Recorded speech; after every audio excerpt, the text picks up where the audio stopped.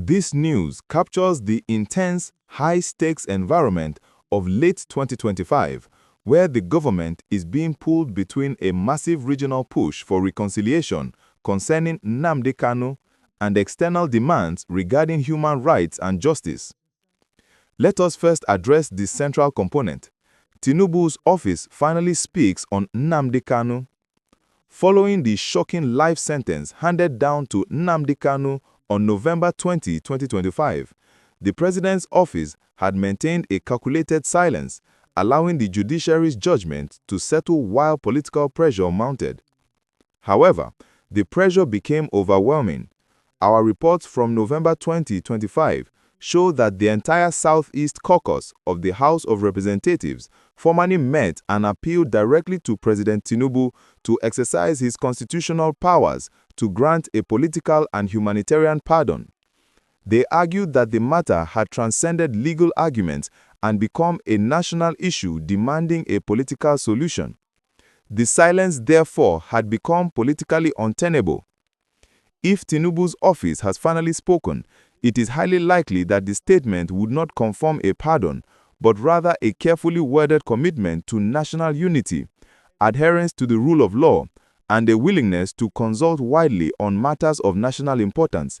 This is the classic language of high-level diplomacy.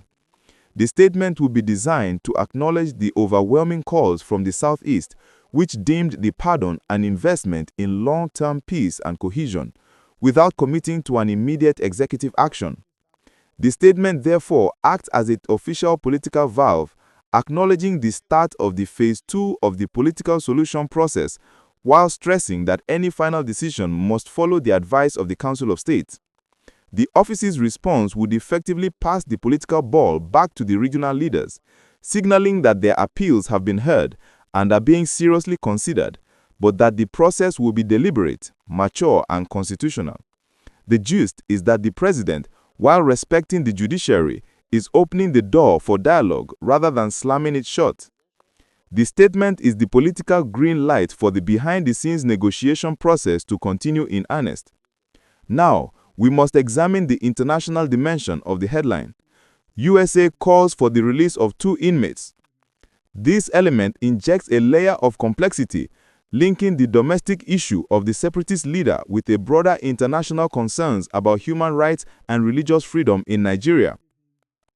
While there is no current public record in late 2025 of the U.S. government explicitly linking Kanu to a broader demand for 2 specific inmates, the U.S. Commission on International Religious Freedom, USCIRF, has consistently monitored Nigeria and has often recommended the release of individuals detained under controversial laws. The reports indicate that the USCIRF has continuously recommended the U.S. government designate Nigeria as a country of particular concern for religious freedom violations. Specifically, USCIRF reports from 2025 mentioned several individuals detained under the country's controversial blasphemy laws. Therefore, the USA's call for the release of 2 inmates most likely refers to 2 profile prisoners whose cases have been highlighted by international human rights bodies. While the specific names are often omitted in clickbait headlines, the call is almost certainly for 2 individuals imprisoned on grounds related to blasphemy or religious freedom, such as Yahya Sharif Aminu or Sheikh Abdul Jabbar Nasiru Kabara, whose cases have garnered global attention. The U.S. government, through its embassy or the State Department, frequently engages the Nigerian government privately on human rights matters, and this public call would be interpreted as a step up in diplomatic pressure, urging Nigeria to align its judicial practices with international human rights standards. The combination of the 2 events in one headline, Tinubu's calculated statement on Kanu and the USA's separate principled call on human rights, creates a powerful narrative of a government under immense pressure, both regional and international, to prioritize reconciliation and justice. It suggests a high-stakes moment where the administration is being forced to address long-standing grievances. The resolution of the Kanu issue and the attention paid to the prisoners mentioned by the USA will define President Tinubu's foreign policy and his legacy on national unity. His office's measured response is the first official crack in the wall of silence, signaling a willingness to trade political resolution for enduring peace in the southeast.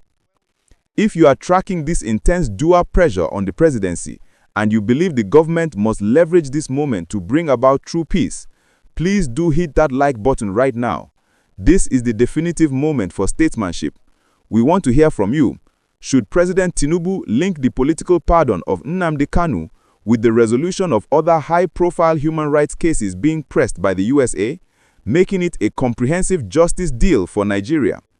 Let us know in the comments below. Do not forget to subscribe and turn on your notifications so you can be instantly alerted to every twist and turn in this unfolding story.